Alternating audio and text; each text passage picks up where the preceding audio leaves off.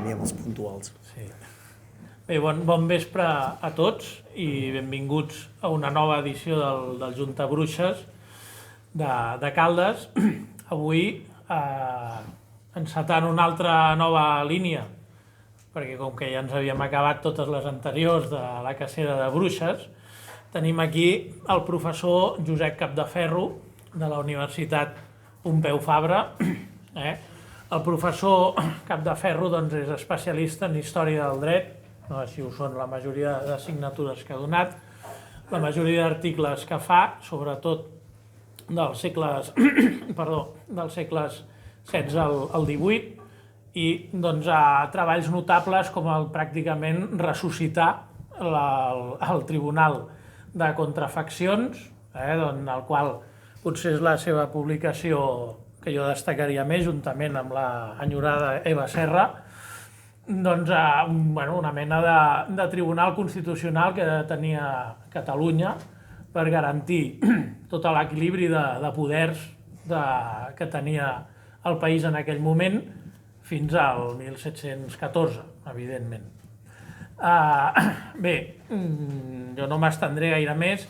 Avui el Josep ens parlarà una mica d'una pregunta que ja ha sortit molts dies aquí, quan ens hem trobat i quan hem xerrat sobre el tema.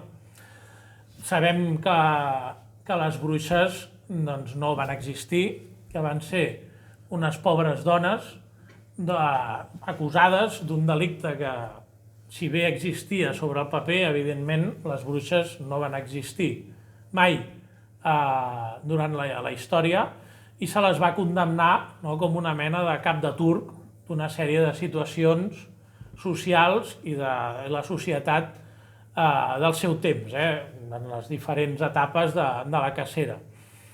I la pregunta que sempre ens hem fet és dir, ningú va fer res per aquestes dones?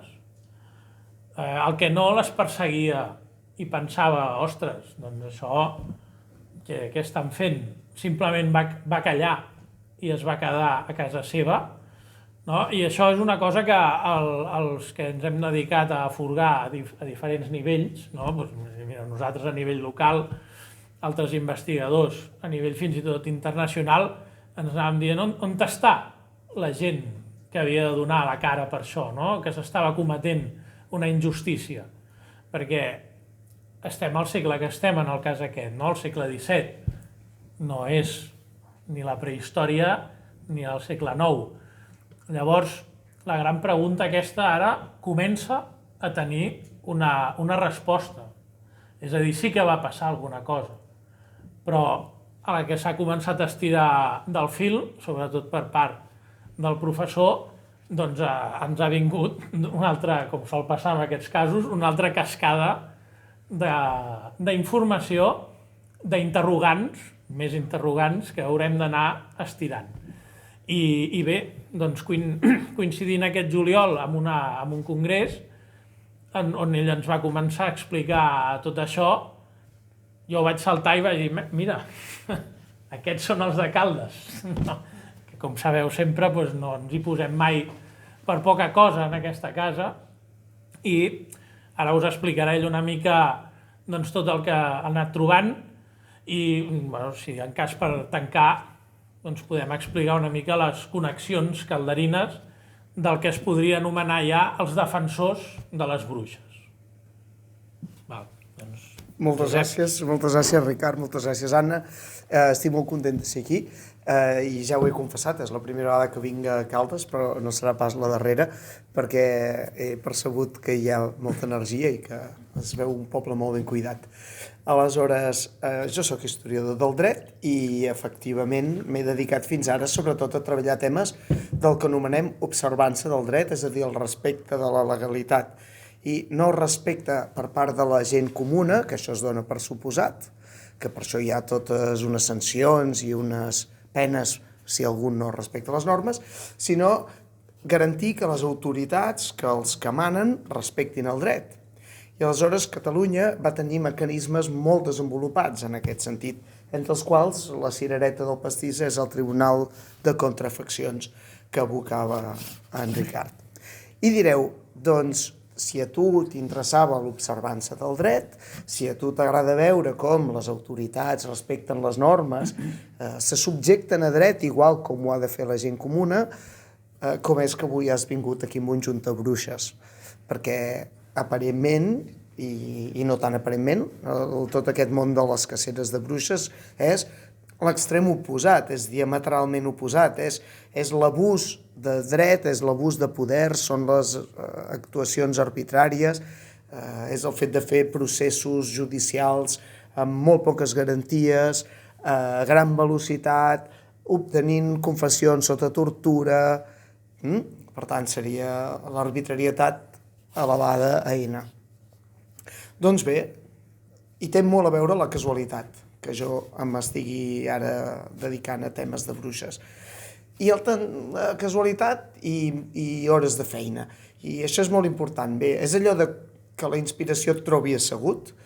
Doncs, i aquí vull reivindicar que això, els professors de les universitats públiques fem recerca científica, i això vol dir que quan no estem fent classes o quan no estem fent gestió acadèmica, cada vegada més, doncs anem als arxius, anem a les biblioteques i remenem i busquem.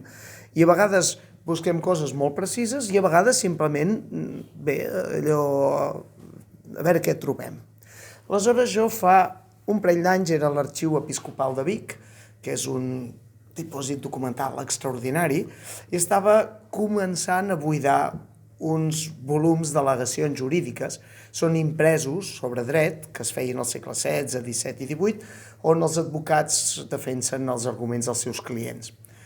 Com us podeu imaginar, els advocats normalment intervenen quan hi ha patrimonis en perill, quan hi ha un conflicte successori, quan hi ha un contracte que s'ha incomplert. I, per tant, la majoria d'aquests impresos que jo vaig trobant, doncs bé, ja és allò, la família tal contra la família qual, la branca de la dreta contra la branca de l'esquerra, el fill del segon matrimoni que està enfadat amb els fills del primer matrimoni. I de cop, remenant, un dia em surt una d'aquestes al·legacions, estan escrites en llatí, són molt tècniques i molt, diguem-ne allò, amb molta solvència, que deia estrigatus, i jo dic, què és això d'estrigatus, tal? Clar, estrigatus, estrega, bruixa, i jo dic, no pot pas ser. Per mi va ser totalment inversemblant. No pot ser que enmig d'aquests documents, diguem-ne, d'alt valor, perquè valien diners, a més, aquells argumentaris jurídics, te trobis aquí una cosa sobre bruixeria, i parlava d'Artés, parlava de la parròquia de Santa Maria d'Horta, i de cop dic, a veure, Artés, Santa Maria d'Horta, són localitats molt petites, si això està passant amb una cúria de justícia d'allà d'Artés, no té transcendència, diguem-ne, a nivell patrimonial, no podem dir que hi hagi caler en joc, dic que estrany. I de cop la cosa es complica més quan veig que hi ha 14 advocats signant aquell document. O sigui, un argumentari jurídic imprès, val que l'és avui, doncs imagineu-vos a principi del segle XVII, signat per 14 juristes, parlant d'una tal Caterina Freixa. I, clar, qui és la Caterina Freixa? Que es mereixi que surtin 14 advocats a defensar-la perquè està detinguda a Artés, en una presó local d'Artés, i que està a punt de ser jutjada aparentment per bruixeria. Bé, i us ho confessaré, en aquell moment vaig pensar, interessant, vaig fer 4 fotos allò per tenir-ho arxivat, i vaig dir, un dia hi tornarem. Els que anem a investigar els arxius, de carpetes, un dia hi tornarem, en tenim... Igual que tenim moltes carpetes d'aquelles treballs al 80%, treballs al 90%, d'aquells que falta com acabar la redacció, 4 notes a peu de pàgina, però clar, és que vas trobant més coses que t'il·lusionen i diguem-ne que vas passant pàgines, no? Però, i un dia, doncs, un col·lega italià me diu que ara farem un conveni sobre temes de bruixeria i dret processal amb la bruixeria i a veure si poguessis venir, perquè I jo dic, no, amb bruixeria no m'hi trobaràs pas. Jo te recordo que jo estic a l'altre extrem, jo treballo en temes d'observança del dret. De cop dic, espera. de cop dic, és que jo havia trobat aquella al·legació jurídica, deixa'm-la mirar bé. I em miro bé l'al·legació jurídica i de cop descobreixo, dic, que això és un document molt bonic, això ho hem de fer servir. Total, que doncs ja me teniu anant-me'n cap a Trento, això va ser el 2022, a final del 22. No, perdó, l'octubre del 23. I total, que per primer cop, per tant, me trobo, això també a la vida científica ens passa una mica, que per anar a un col·loqui, a un conveni, a un congrés internacional, clar, tu de cop obres tot de fitxers, remenes, busques bibliografia, crees com una primera versió d'un argumentari, que allà la defenses, allà la debats, la gent te fa observacions, compares i després, diguem-ne, te'n tornes cap a casa i reescrius el text i el millores. I en tot això aprofito per comentar-li a en Pau Castell, conegut de tots els juntabruixaires, diguem-ne, de Caldes i el gran especialista en història de la cacera de bruixes a Catalunya.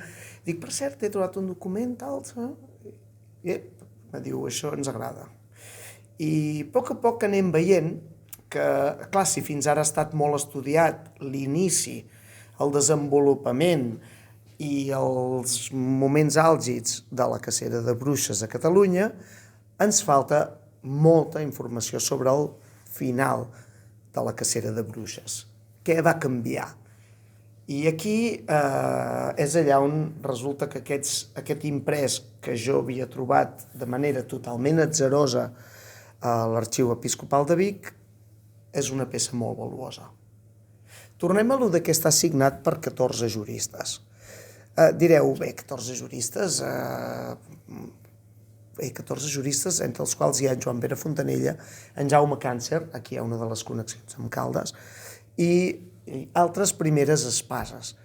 Una mica com si el gabinet Roca Junyent o el gabinet Quatre Cases estigués a darrere per defensar Quim una bruixa que l'estan perseguint en un poblet com Artés. I aquí dius, a veure, alguna cosa ha de passar, alguna connexió hi ha d'haver, perquè de dones perseguides en aquell moment, l'any 1619 concretament, n'hi havia arreu de Catalunya, n'hi havia aquí, n'hi havia tots, era molt freqüent, i no mobilitzaves ni un, ni dos, ni tres, i menys encara 14 advocats de primer nivell de Barcelona per anar a defensar una acusada de bruixeria.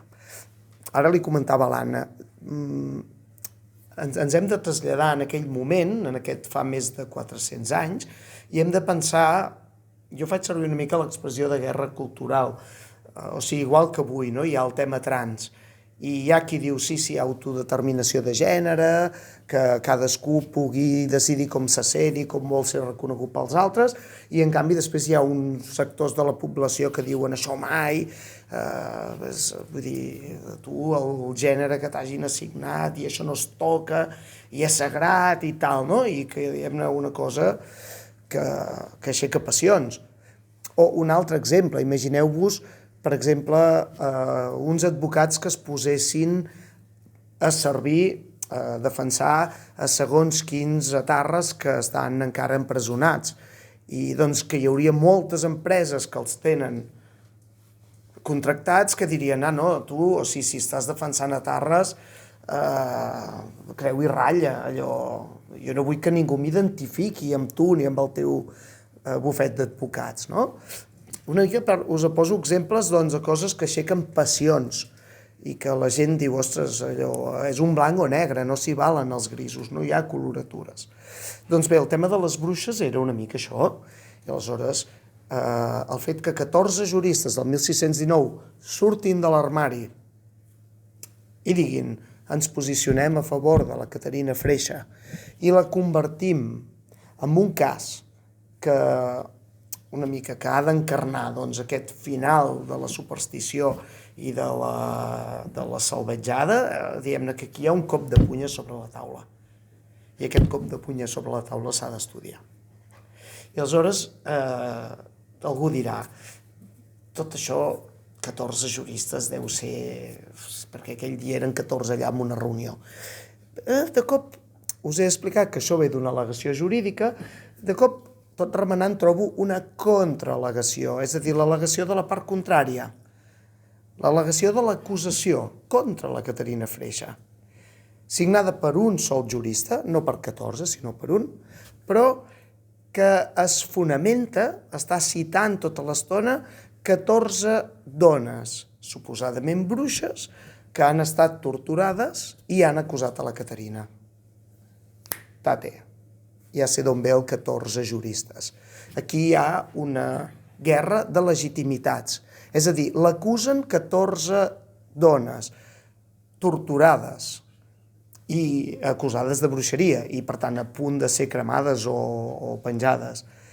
I la defensa considera que això s'ha de contrarrestar d'una manera contundent amb 14 homes, aquí l'element de gènere no pot passar desapercebut, experts en dret, dels més qualificats de la societat catalana del moment.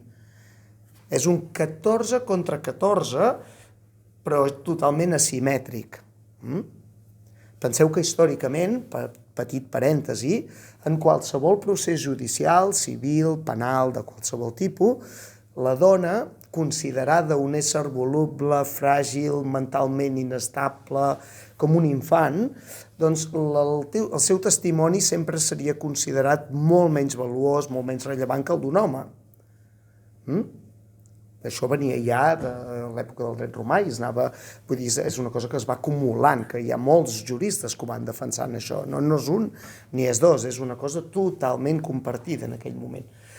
Per tant, que estigui jugant a posar aquest 14 contra 14, sabent que, a més, les 14 d'una banda són dones, mentre que els altres són homes, que, a més, les seves confessions o declaracions testificals s'han aconseguit sota tortura quan els altres estan en llibertat i que unes són culpables, radicalment culpables, mentre que els altres són l'elit del país, aquí, diguem-ne, aquí hi ha sang. O sigui, a Barcelona, el 1619, o a la tardor de 1619, es parlava de Caterina Freixa. Caterina Freixa es va convertir en el tema.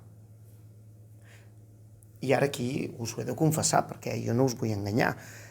D'entre aquests 14 juristes, n'hi ha un que es diu Joan Nadal de Prat.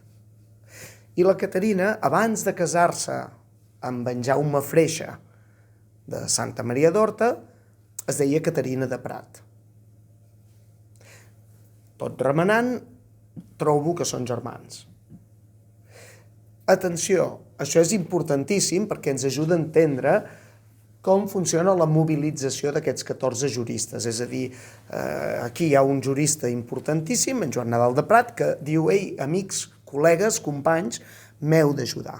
Però que quedi molt clar, ara algú dirà: va, si ja podem plegar perquè ja truco, no? Estan les cartes marcades. No, que hi hagi 13 companys que, com torno a utilitzar l'expressió, que surtin de l'armari i que diguin: ens posicionem públicament a favor d'aquesta dona acusada de bruixeria i fem una al·legació jurídica, tot un argumentari, atacant la superstició i dient que això és una animalada monumental, que s'ha d'acabar ja. En la Caterina i en totes les que vindran a darrere, doncs aquesta gent té molt de mèrit. Per tant, no menyspreem aquesta reacció d'aquests juristes.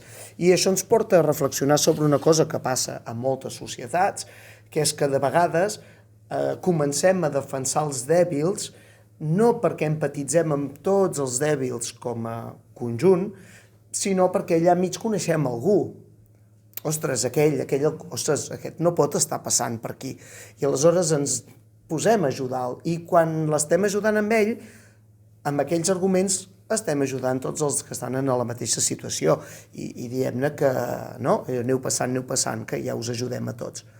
Però aquí, clar, la pregunta del milió seria si aquests juristes, quan van defensar la Caterina Freixa, eren conscients que això es convertiria en un cas exemplar. Direu, 14 aquests 14 juristes, quins arguments faran servir? Els arguments són preciosos. Clar, ara no és el moment d'entrar tècnicament en aquesta al·legació jurídica que està escrita en llatí, està plena de cites d'autors i d'obres de literatura jurídica de l'època, està farcida, això era molt comú dels advocats. Clar, per fer valdre la força dels seus arguments, citaven a tothom, alguns que tocaven i alguns per omplir una mica. En tot cas, hi ha uns quants arguments que són molt bonics i que no cal ser tècnic ni expert en dret per disfrutar-los.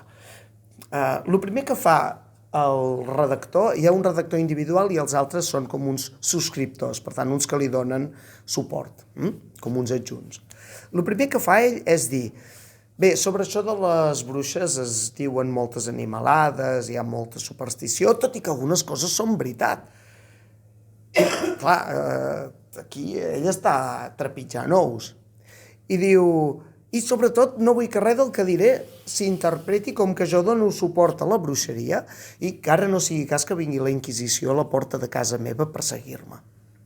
I per si de cas, per fortificar els meus arguments i perquè es vegi que no estic sol, he buscat l'ajut d'uns col·legues, que està com citant que vindran aquests altres 13 que subscriuran l'al·legació. Per tant, primera cosa, garantir que no li passi res. Segona, clar, diu, jo us demostraré de la manera processalment més impecable que la Caterina Freixa no hauria d'estar detinguda, no ha de ser torturada, no ha de ser condemnada i no ha de ser executada. I aleshores és molt interessant el fet de que busqui aquesta màxima objectivitat jurídica, perquè és com la manera de dir, clar, quines són les evidències en contra de la Caterina? Doncs això, gent que diu que se n'ha anat, que ha fet un pacte amb el diable, gent que diu que ha matat animals, gent que diu que ha provocat tempestes.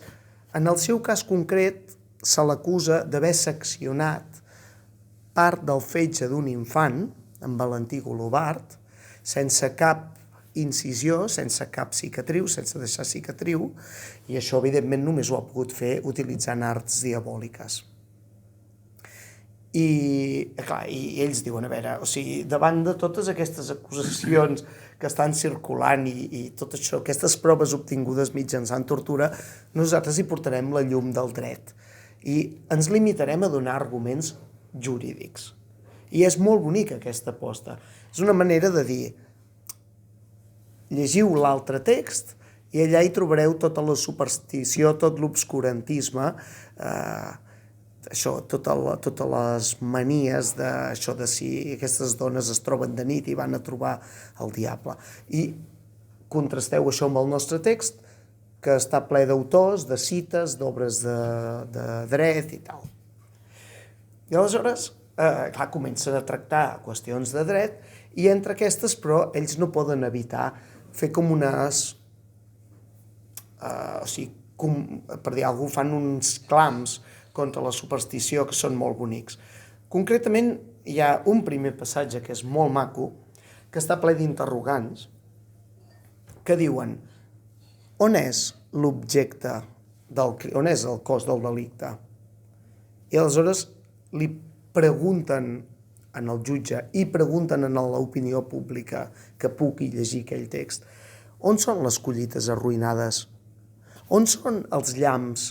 On és la calamarsa que ha destruït coses del poble? On són els animals morts? On són els infants morts? En aquest cas algú diria en Valentí Golobart, no sé què. On són les reunions amb el diable? On són les marques que demostren que aquesta persona és diabòlica, etc. I aleshores, a base de fer aquestes preguntes retòriques cap al jutge i cap a l'opinió pública, aquests juristes estan fent tota la llista dels ingredients que en aquella època supersticiosa es consideraven constitutius del delicte de bruixeria. Hi ha una vintena de coses, d'elements que se pregunten i és molt bonic perquè a nosaltres això ens serveix, és allò com allò un checklist, tens com la llista de, no? Que allò en plan, si incomplies uns quants, doncs bruixa. Direu, i aquesta és l'única part així, és una mica apel·lació al sentit comú i tal? No, n'hi ha una altra que també és molt bonica, que en aquest cas no és un argument propi d'aquests juristes, sinó que estan citant un alemany molt important de final del segle XV, que es deia Ulrich Molitor, que aquest Ulrich Molitor havia escrit un llibre sobre les dones pitonises i bruixes, i aleshores havia fet un gir argumental que era preciós. Havia dit, a veure, com podeu dir que són bruixes i que poden provocar tempestes?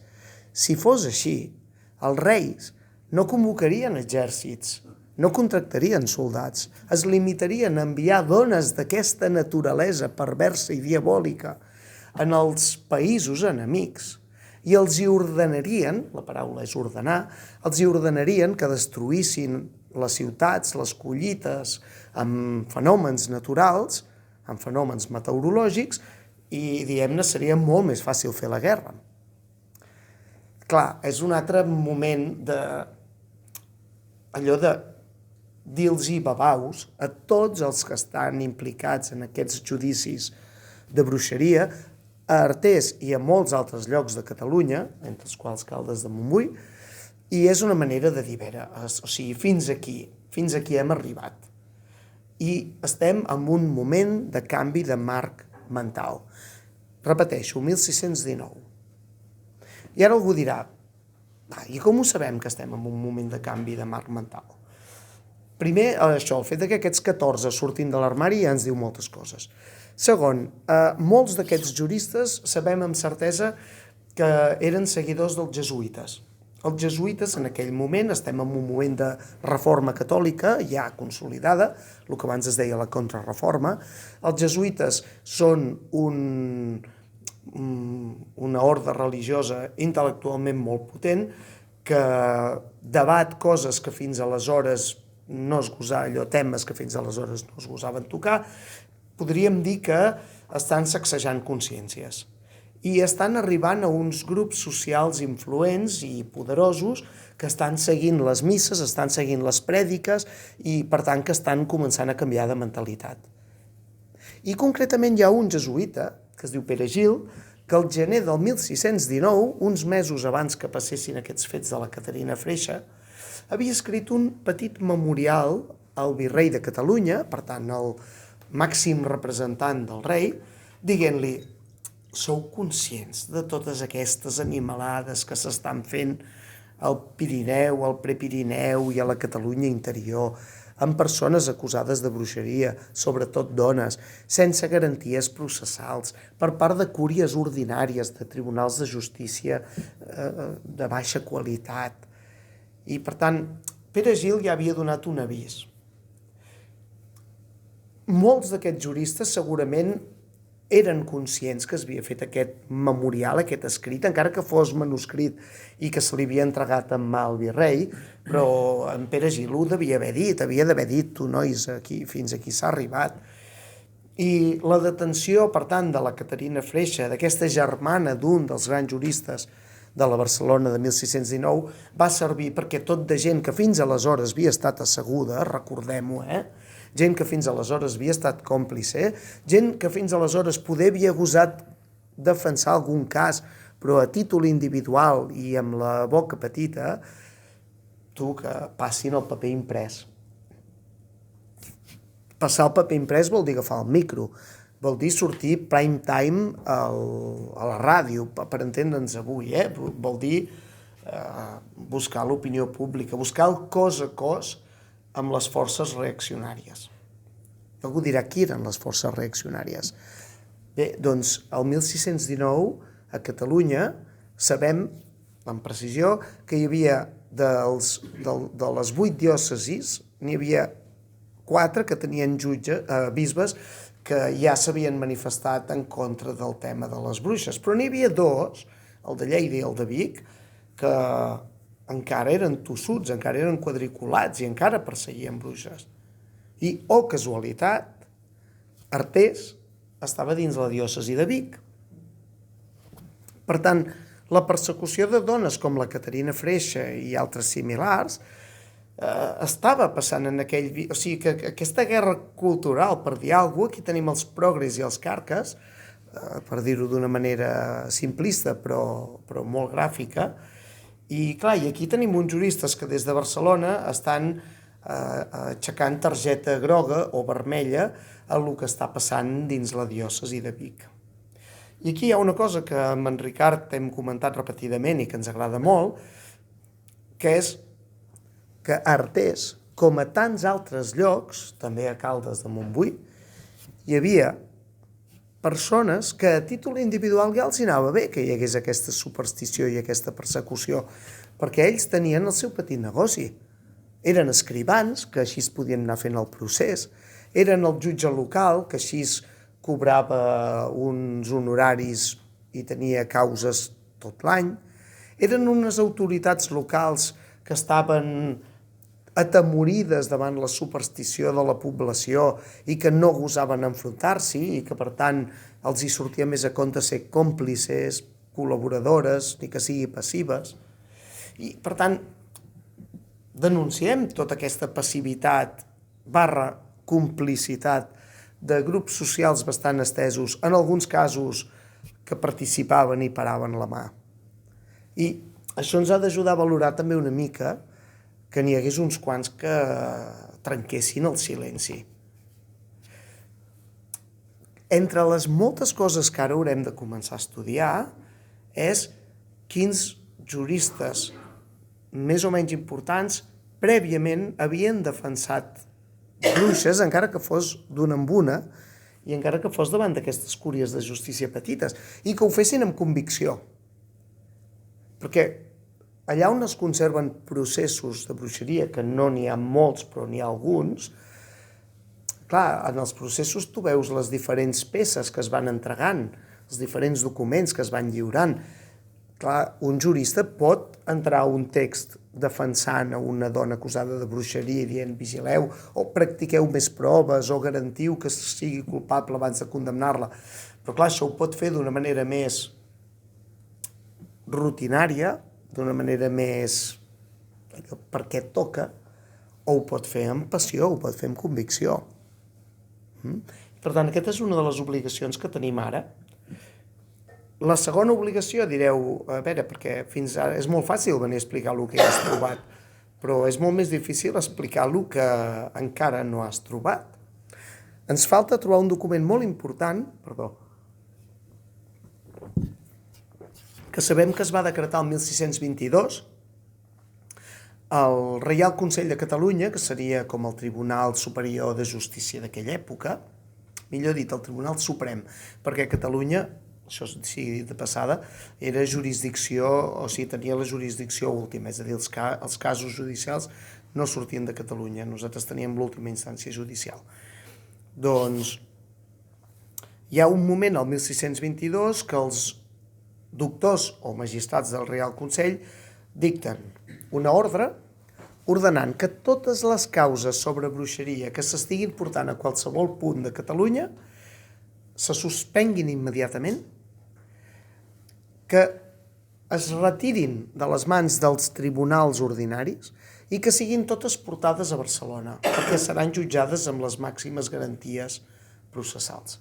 I que totes les persones detingudes, inclosa la Caterina Freixa, es diu, amb l'expressió claríssima, inclosa la Caterina Freixa, siguin portades a Barcelona.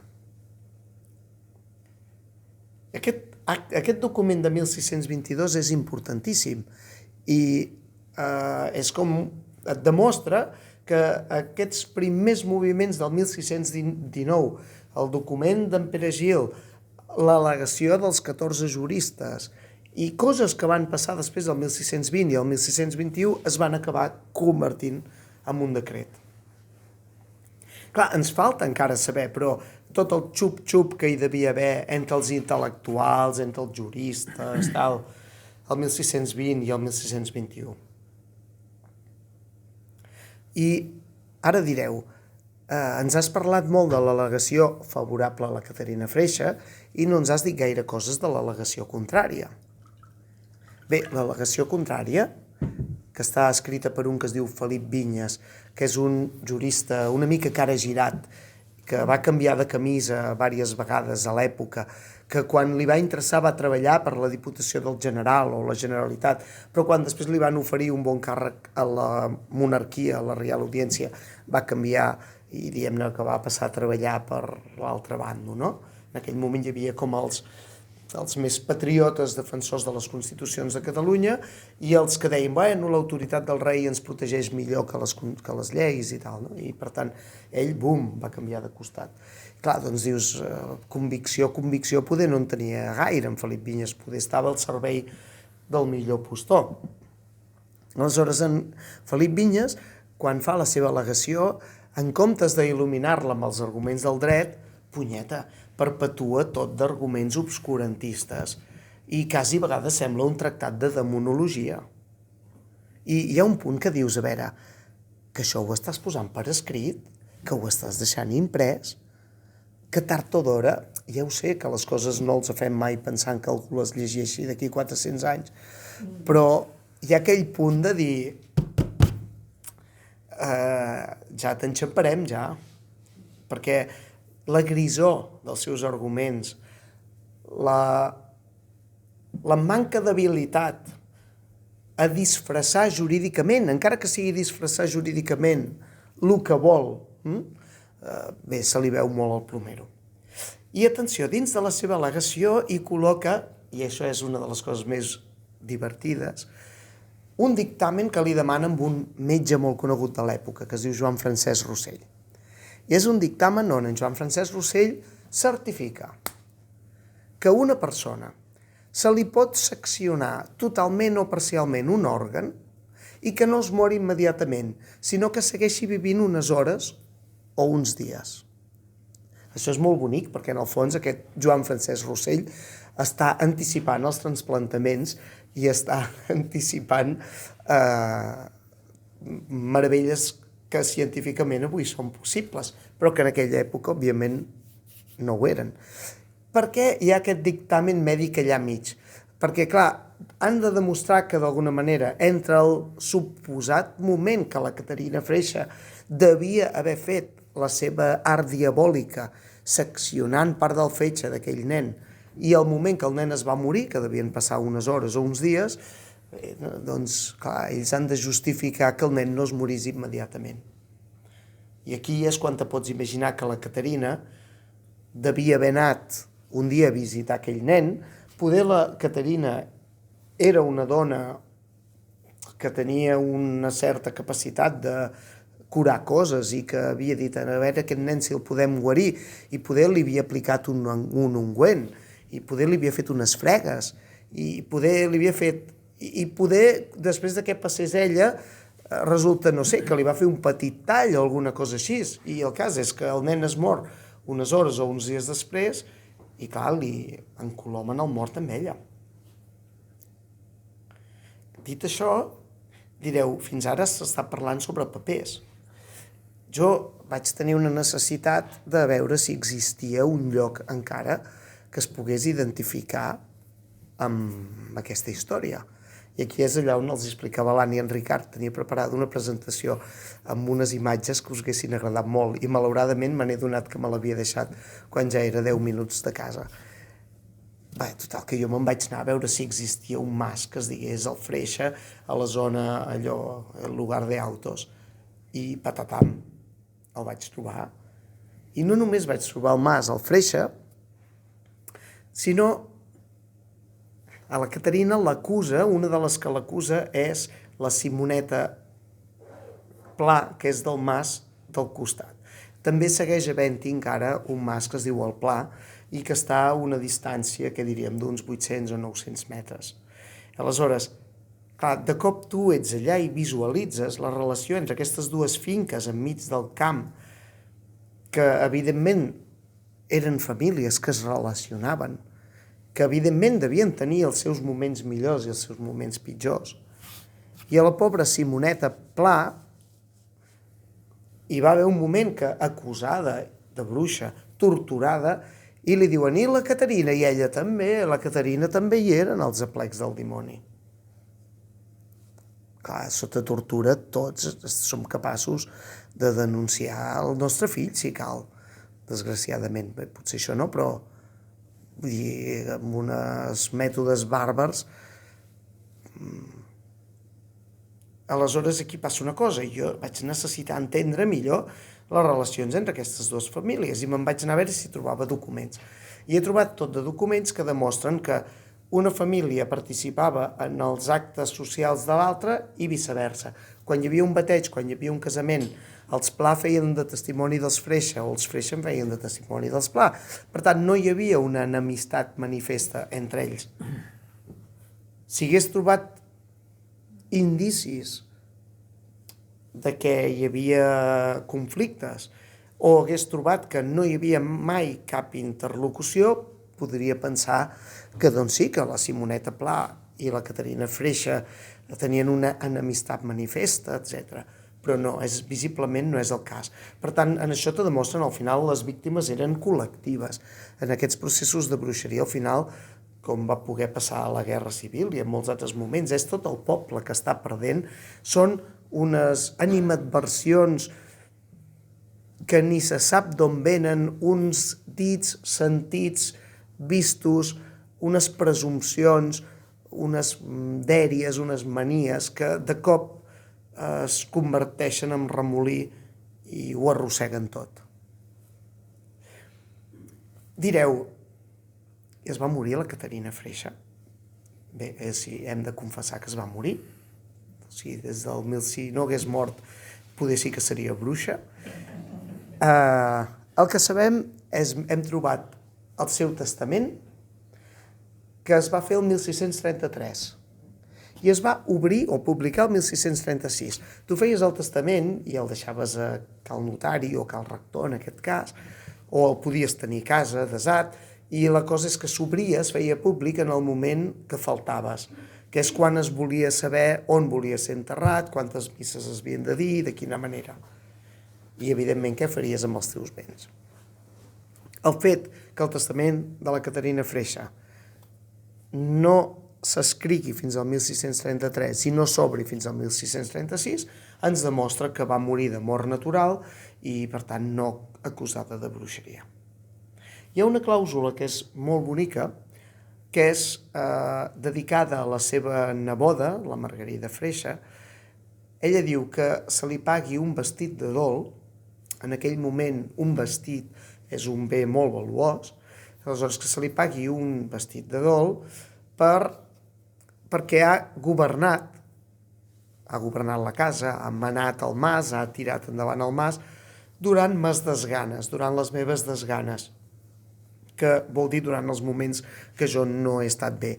I aquí podem interpretar-ho com que he estat malament de salut física o mental, diríem ara. Clar, la Caterina Freixa com a mínim va estar detinguda entre el 1619 i el 1622. Per tant, és evident que durant aquell període el marit ha de tirar endavant amb el mas i no tenien fills, però hi devia haver altres membres de la família. Aleshores el marit ha de tirar endavant. Ho fa, sabem que ho fa, i ho sabem a través d'un contracte on el marit compra animals.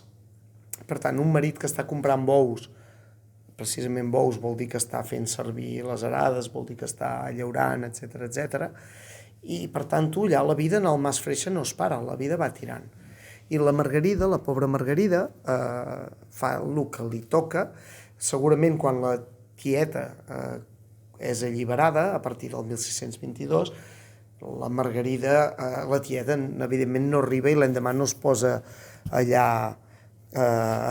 a fer conserves ni a pelar res. Vull dir que segurament va passar un període molt descol·locada. Hi ha un aspecte de sororitat que és molt interessant. La Caterina vol que sigui pagada una petita quantitat a la cofreria de dones de Santa Maria d'Horta i ella reconeix que n'havia estat capitana, la paraula és capitana, i per tant ella, per dir alguna cosa, havia estat com una governanta, una responsable d'un gremi, entre cometes, d'un col·lectiu de dones d'aquesta zona propera a Artés. I el fet que els hi deixi aquesta quantitat vol dir que, malgrat el que havien patit totes col·lectivament, perquè 14 dones d'aquella zona són... Doncs malgrat el que havien patit col·lectivament, es mantenien en algun tipus d'associació, de col·lectiu, i defensaven quelcom que no podem anomenar identitat femenina ni podem considerar antecedent del feminisme actual, però com a mínim vol dir una solidaritat interna entre elles i tal. Aleshores, aquests són alguns dels elements, o sigui, he parlat de documents, he parlat primer de les al·legacions jurídiques, he parlat de les cases que ens ajuden a ambientar-nos i entendre els indrets, he parlat d'altres documents que complementen, que ens permeten conèixer la relació entre les famílies o que ens permeten saber com va morir Caterina i tal. I la qüestió direu, sí, tens moltes respostes. I torno a lo d'en Ricard al principi, sí, però moltes més preguntes. I algú dirà, però ja us surt tant, heu d'estudiar què va passar entre el 1619 i el 1622. Algú dirà, vols dir que no sou una mica perapunyetes, aquests científics, tant els que van amb bata blanca com els que no teniu provetes i laboratoris, sinó que aneu a l'arxiu. I aquí és allà on dic, doncs sí, però és que això és la gràcia de l'avenç del coneixement científic. I aleshores, jo faig avançar 2 passes al coneixement d'aquesta petita història i algú vindrà tot darrere, trobarà un altre document o li donarà sentit i tal, i aquí poder és el moment que jo ja us dic, o sigui, jo us prometo que puc tornar un altre dia a explicar-vos més coses, però jo crec que ara amb això estic obrint la porta que sigui en Ricard qui expliqui uns d'aquests documents que ell ha trobat i que són una continuació molt maca de la història. Què t'assembla? Bueno, moltes gràcies, Josep. A vosaltres. Només uns breus apunts, perquè al principi us he dit, això té una connexió amb Caldes. Doncs molt breument, perquè encara també hem començat un altre camí amb això, 2 dels 14 signants del manifest aquest, del document a favor de la Caterina Freixa, eren els advocats, els assessors jurídics de l'Ajuntament de la Universitat de Caldes de Montbui, els germans Càncer, en Jaume i en Gaspar Càncer, que eren uns van heretar del seu pare, també un gran jurista, era un dels bufets més coneguts també, de Barcelona i de Catalunya. I Caldes, és una vila que té un prestigi en aquell moment, té contractats com a assessor jurídic pel seu dia a dia, en general, aquests germans.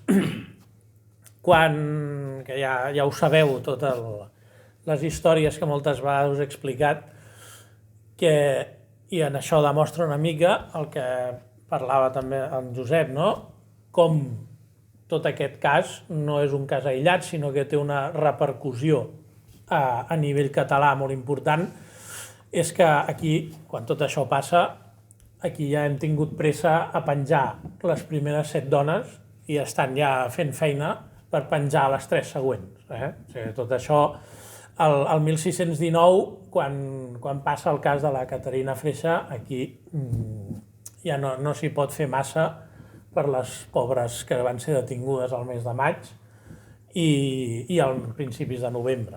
Quan ja les primeres van ser executades el 26 de novembre, les següents ho seran durant l'hivern-primavera de l'any següent, del 1620.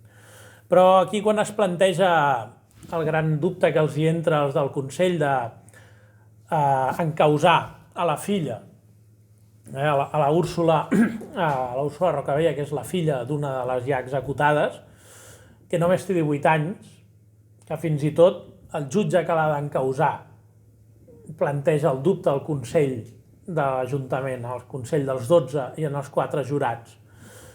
Si ara té 18 anys, quan va cometre tots aquests delictes, era menor d'edat, era una nena.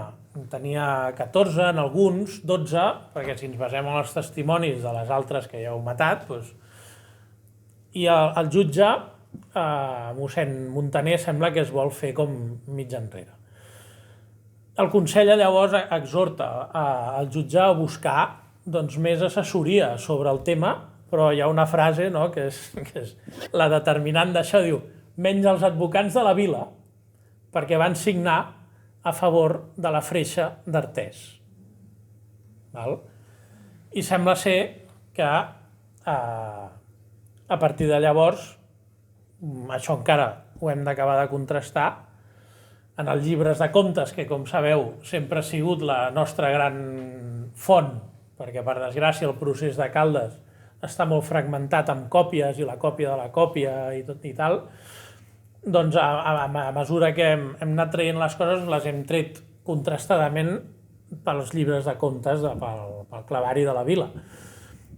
Hi ha un moment en què allà sí que posa clarament qui són els advocats de la vila, els germans Càncer, i sembla que se'ls deixa de pagar, és a dir, que d'alguna manera es prescindirà dels seus serveis per no considerar-los ja favorables a la causa del poble, que és exterminar la bruixeria.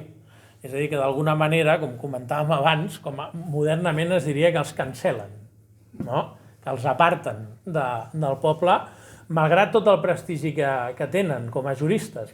Per tant, això no és poca cosa que els propietaris d'aquest important bufet fessin aquest pas endavant, i aquí veiem probablement, amb bastanta seguretat, les primeres conseqüències dels seus actes, com aquesta vila, que és un epicentre de la cacera de bruixes, malauradament, com hem anat descobrint, doncs decideix prescindir dels seus advocats del dia a dia, no és que s'haguessin dedicat a res sobre les bruixes, eren els assessors jurídics habituals del Consell, doncs segurament a causa d'aquestes manifestacions, perquè trobem aquella declaració escrita al llibre del Consell, on se'ls esmenta ja directament com els advocats de la vila favorables a la freixa d'Artés. Són parcials. Són parcials. Estan intoxicats d'aquesta modernor.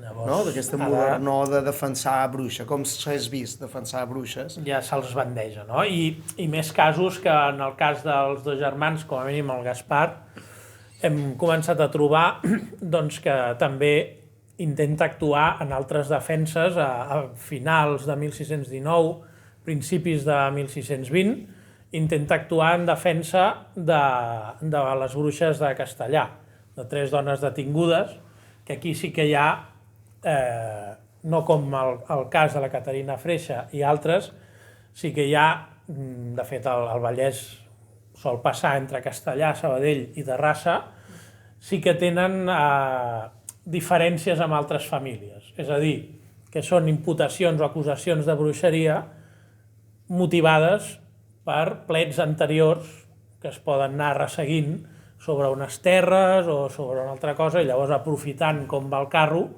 acusen algú de la família, alguna dona de la família, de bruixa.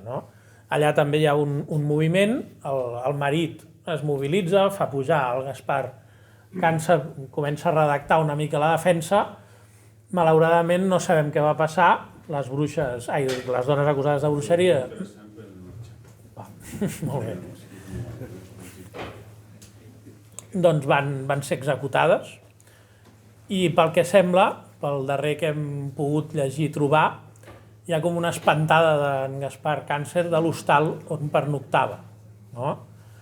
El de Castellà acaba sent més semblant a Tor que en un altre cas allò, perquè a part de tot això de que l'advocat desapareix d'un bon dia i tal, i l'acusador, que és el mateix que el de Caldes, que sí que és veritat que és un tio que va recorrent tot el Vallès acusant bruixes, doncs se n'en fot i tot, de dir, si hagués vingut potser ens explicaria alguna cosa, però el senyor Càncer no s'ha presentat.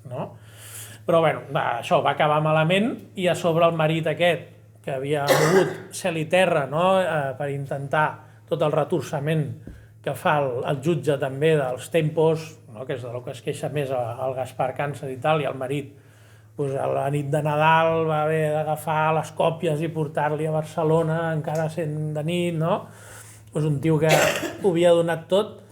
2 anys després, més o menys, el 1622, va sortir a collir llenya al bosc, i el van trobar mort d'un tret a l'esquena i de diverses punyalades.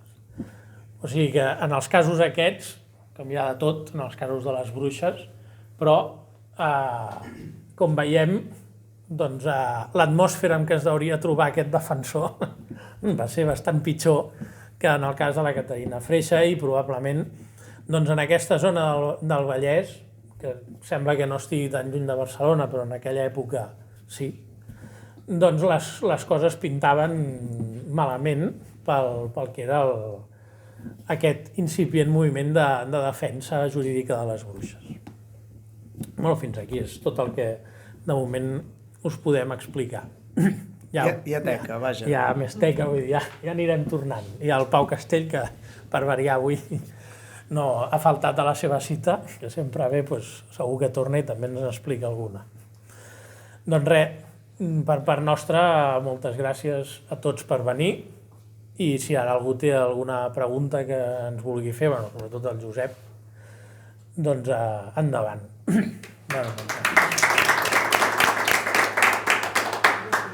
el món jurista d'aquella època, dones no hi havia.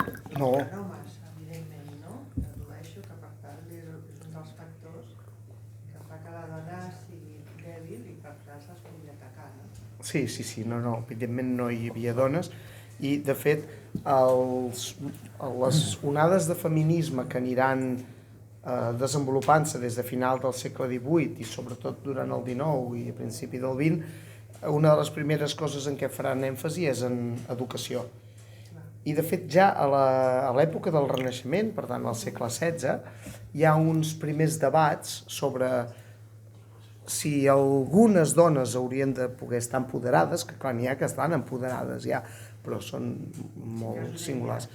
I aleshores hi ha un debat de dir la dona és inferior intel·lectualment i incapaç d'assolir les posicions dels homes, o és perquè no estan educades, que no poden fer feines i no poden fer coses d'homes.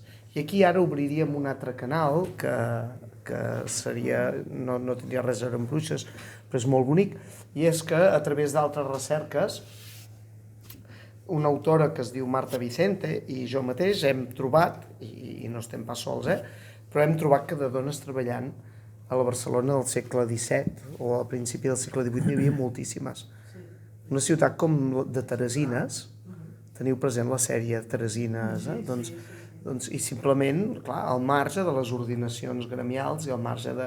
Però elles, tic, i diràs, bueno, clar, perquè deuen fer petits teixits de tal... No, n'hi ha una, la Marianna Pont, i no és l'única, que és cirurgiana, que és el que avui diríem com una practicant, allò mig camí entre infermeria i una mica més, no? Vull dir, no és cirurgiana, doctora especialista, però que ho fa tan bé que fins i tot els homes més importants del col·legi professional dels cirurgians, quan tenen un problema de salut, quan tenen una llúpia, van amb ella. I de cop envien les autoritats municipals a casa seva perquè ha de parar l'activitat. I troben que té un estudi perfectament, té una taula de treball, que té totes les eines per operar, i troben que té un sac de diners en monedes franceses, italianes, portugueses, castellanes, catalanes, vull dir que té clients absolutament de tot arreu. Per què la van interceptar? Per què la van aturar? Perquè és massa bona. Fa la competència en els homes.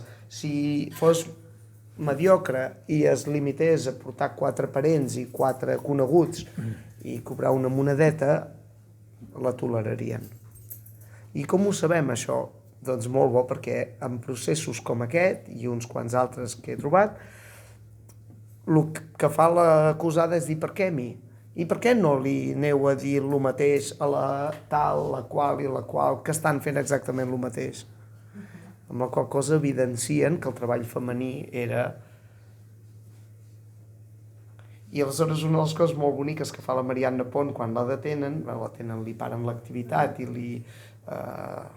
Ella diu, examineu-me, porteu un tribunal neutre, no parcial, i que avaluï com faig la feina i si la faig bé que em deixi treballar.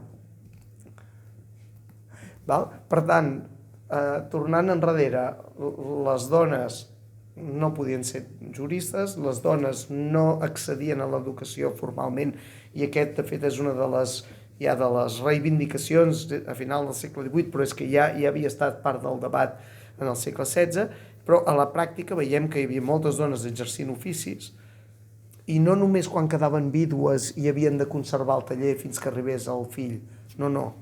Algunes no tenien marit, algunes ho havien après del pare, algunes, el fill diu clarament que no es vol dedicar a això, que farà una altra feina, però elles volen continuar amb el negoci obert.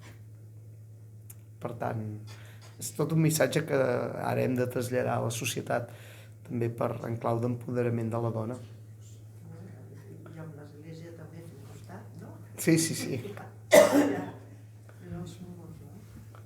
Però a mi em preocupa molt que a vegades tinc por que arribin aquests missatges a les meves alumnes i gent d'allò, en plan, això del feminisme hem anat massa lluny, no? Allò, i que és una sensació que hi ha molta gent que ho està defensant, no? I que dius, anem a buscar les que ja al segle XVI, XVII i XVIII estaven reivindicant i que quedi clar que no són unes extremistes del segle XX que s'han inventat unes teories. Estan reclamant els seus drets. Estan reclamant uns drets totalment legítims, Com a ser humà, no? inalienables, exactament, sí. És això, no? El que veig que no sé, per ara per un cantó em dóna la sensació, jo he sigut de les promotores que també en el seu moment me'n vaig moure molt pel feminisme, però em dóna la sensació que ara és com si em mous i massa extremista, no? Sí. Jo m'estic movent perquè jo tinc un drets com a ser humà.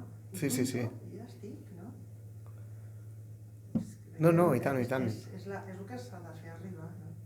I en aquest sentit, tornant a lo de guerra cultural, no ens n'adonem i hi ha una onada reaccionària terrible que poder encara no veiem el seu abast i que dius, ostres, no podem continuar neutres. I quan en Ricard, per exemple, em va dir, ostres, pots venir? Sí, és que no podem quedar-nos al nostre arxiu allà escrivint teories i publicant articles científics. Dic que sí que també ho hem de fer, però que després hem de baixar al carrer i ho hem de compartir tot això. I tots els mitjans són... Aquí s'han deixat, no? Aquestes dones i homes s'han deixat la pell per alguna cosa, no? Sí. Gràcies. Alguna altra qüestió, algun tema a comentar així de... No teniu morbo per saber com és la casa de la Caterina? Home, pobra Caterina. No, és molt maco perquè a més es conserva l'inventari, no de quan va morir ella, sinó de quan va morir el seu marit, 3 anys després. Per tant, és molt bonic perquè tu, a través de l'inventari post-mortem, l'inventari era un document que es feia quan algú faltava i on es registrava tot el que hi havia a l'habitació, a cada habitació de la casa, perquè l'hereu estigués segur de trobar el que havia sigut del seu pare o del seu avi, del que fos. I aleshores és molt bonic perquè, per tant, tenim un document de 3 anys després de la seva mort que t'explica fins i tot les eines que hi ha, la mesura de les botes que hi ha al celler, els llits, si estan en bon estat o no, si hi ha matalassos o màrfegues, i és molt xulo. Això és un... Quina edat tenia, més o menys, quan va estar curada o quan va morir? Inicialment vaig pensar que devia ser menor. Menor, en aquella època la majoria d'edat la tenies als 25 anys i per tant, inicialment hi ha una clàusula que sortia amb una d'aquestes al·legacions que em va fer pensar que era menor. Però després vaig trobar un document que demostrava que es havia casat amb en Jaume Freixa el 1587. Per tant, podem presumir que la seva mare es havia casat amb el seu pare el 1568 i, per tant, segurament ella va néixer el 1570 o el 1571. Es devia casar amb 16-17 anys. I va passar una cosa molt curiosa. Es va casar alhora, curiosa no, en aquell moment no era tan estrany, es va casar alhora ella i la seva mare amb en Jaume i en Joan Freixa. O sigui, 2 generacions de dones casant-se amb 2 generacions d'homes. la mare havia quedat vídua, el senyor Freixa havia quedat vidu, i aleshores es feia un arreglo, i era... Pares i netes. Clar, I el germà, que és un dels assignats? el germà és una figura interessantíssima que un dia vaig arribar a l'arxiu de Vic, que hi ha un arxiver extraordinari que es diu Rafael Ginebra, és boníssim i coneix molt bé els fons, i li vaig dir, ostres, Rafael, em penso que necessito trobar coses sobre en Joan Nadal de Prat, perquè té algun parentiu amb la Caterina Freixa, no sé quin, però... I aleshores... I em va dir, busques en Joan Nadal de Prat? Dic, sí. Dic, és un jurista que ningú ha vist mai, però a mi ara m'interessa. I em diu, només hi ha una persona que l'ha vist fins ara i sóc jo. Aleshores ell havia fet un llibre sobre el baró de la Blava i una sèrie de coses, i allà hi havia un capitolet dedicat a en Joan Nadal de Prat. En Joan Nadal de Prat es va casar 4 vegades i va ser un càrrec important de la... Tant va treballar també per la Generalitat, pel municipi de Barcelona i també per la monarquia, i va estar vivint una època a Nàpols, i vull dir que és un home de món en aquella època. Tot i ser una família que tenen terres i de més, haurien d'estar ben posicionats perquè que el fill pogués fer carrera... Exacte. Que facin testament, que facin inventari... Sí, això, bueno, que facin testament inventari no és tan incomú. En aquella època el català sempre ha sigut molt d'aixecar acte de tot, i fins i tot, imagina't que algú a mi m'havia deixat 300 euros i jo n'hi havia d'anar tornant 20 cada any, això també es protocolitzava davant de notari, li he tornat els 20 euros d'aquest any. Vull dir que diguem-ne que estrats socials molt modestos podien fer documents, tot i que és obvi que hi havia estrats, diguem-ne, ja d'arran de terra, que aquests segur que no en farien, i segur que hi havia gent de classe mitjana baixa que tampoc en feia. Però, diguem-ne que del fet que facin testament inventari no en podem treure, no els podem col·locar socialment. Ara, quan veus el mas, que existeix avui també a Sant Martí del Bas, un mas que es diu Mas Prat, i quan el veus dius, bueno, és evident, encara que hagi crescut, evidentment, al segle XVIII o al segle XIX, però dius, bueno, això era una maseria, aquí hi havia... Però és una mica estrany perquè penso, d'entrada, no saps si és que la van cagar acusant a la Freixa i darrere va venir la família, o sigui, era tan conegut, com van anar per ella, no? Sabem que el germà és jurista, que és important, que pot tenir un recolzament. Bueno, ve per la denúncia dels veïns, no? Sí, però, clar, però una mica... Oi que sí, oi que aquesta també hi era, no? Vull dir que les relacions també... No dius, o sigui, jo que sé, també si són amigues, ens diré la papeta de cal no sé què, abans que la meva amiga del mas de l'abans. Ostres, no saps ben bé què... M'agrada molt l'expressió del van cagar. Sí, és evident que... O sigui... Sí, no. Aquesta, i, ostres, hem escapat aquí, o si el germà era jurista conegut i tot, no? Dius, com... És evident que algú va calcular malament i el potencial mobilitzador i això, i clar, el que tampoc podies presumir és que el germà trobaria tots aquests col·legues disposats a donar la cara. Que aquí és allà on t'adones que hi ha hagut un canvi cultural, que hi ha gent que diu tu... Clar, els d'aquí que comencen a fer coses i els pelen, els acomiaden, clar, no saps, no? Perquè no tenen uns interessos tampoc clars, aquests 13... No. No, i... Arriben l'ombro i... Sí, i no... I es juguen la feina, perquè després és vist, no? Es juguen la feina. Com els germans del Déu que acaben perdent una feina que potser és marginal per ells, com és la part d'aquí, no? Però no deixa de ser feina, vull dir que... Sí, no és tan marginal, penseu, o sigui, com us en recordeu allò dels metges que estaven aconductats en els pobles, que tenies la conducta, pagaves una quantitat anual, tenies dret a que et visités i després quan es havien de fer coses una mica extraordinàries feies un pagament i tal, no?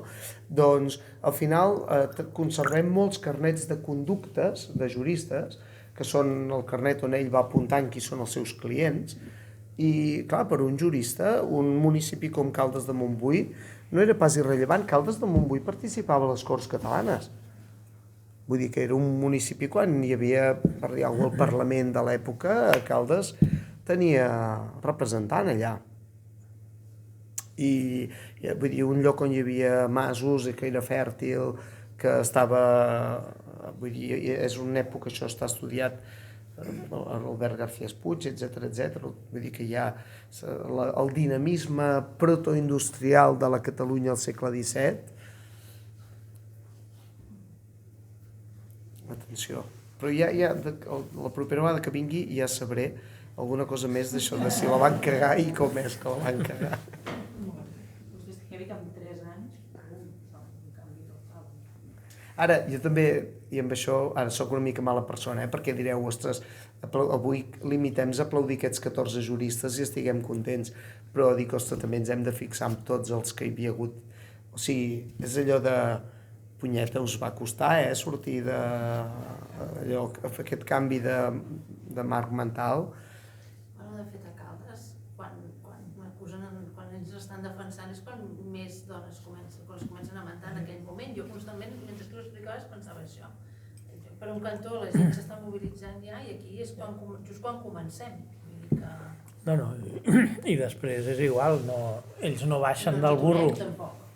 I quan arriba la Inquisició i s'emporta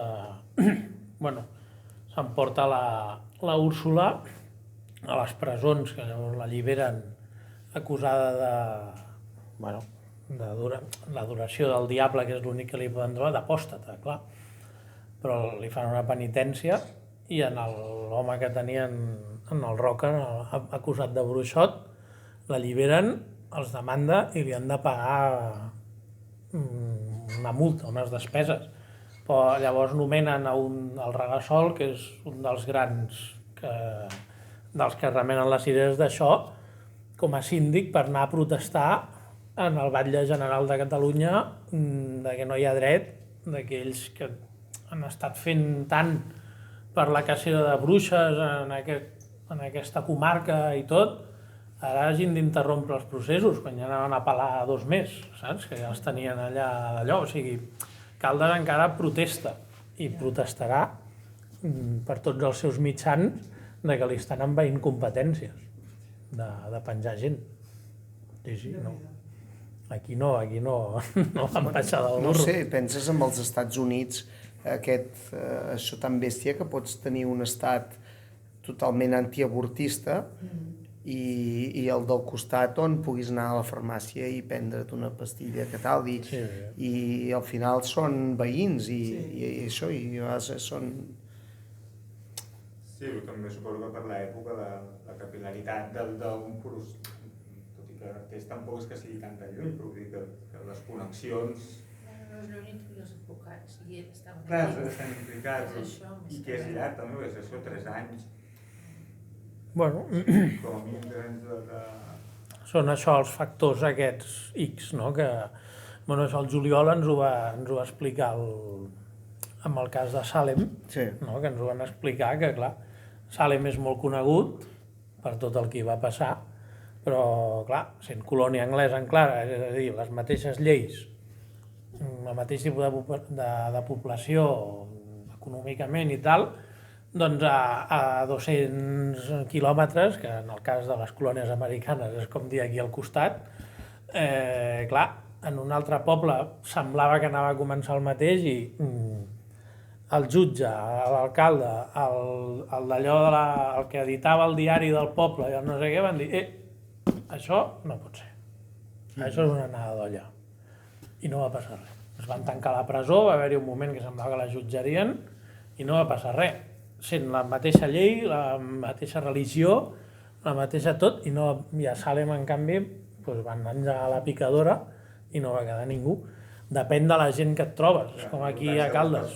Les persones, la circumstància que tenen, etc. En el cas de la cacera ens estem trobant això, de que no hi ha un factor definitiu, perquè el factor X, que és els que els hi cau això sobre la taula, és definitiu, en què surti bé o malament. En tot cas, quedeu-vos amb el nom de Caterina Freixa, Sí. perquè sortiran més coses, suposo, i a més hi ha gent que hi té interès, i ara m'ha contactat un compositor d'òpera, per exemple, o s'està preparant un curtmetratge, o hi ha tot de coses, i que la sensació és que s'ha entès que és un moment de canvi, no? D'un gir de guió, i per tant dius, home, doncs ja està bé, i bueno, jo sóc el primer que, evidentment, dilluns comencem una exposició al Col·legi d'Advocats, amb els arguments allà no explicats en detall, però bueno, ben d'allò, i vull dir que Caterina Freixa, tenim Caterina Freixa per estona, i poder van morir condemnades moltes, però com a mínim es mereixen, encara que siguem grupuscles de persones, però que els recordem i que, bueno, i que ho apliquem en el nostre dia a dia, perquè de res serveix que recordem, vull dir, no, que ens empatitzem amb aquelles bruixes si després escopim amb el diferent que ens trobem quan sortim al carrer, però bueno. Molt bé. Moltes gràcies. Gràcies. Moltes gràcies a vosaltres.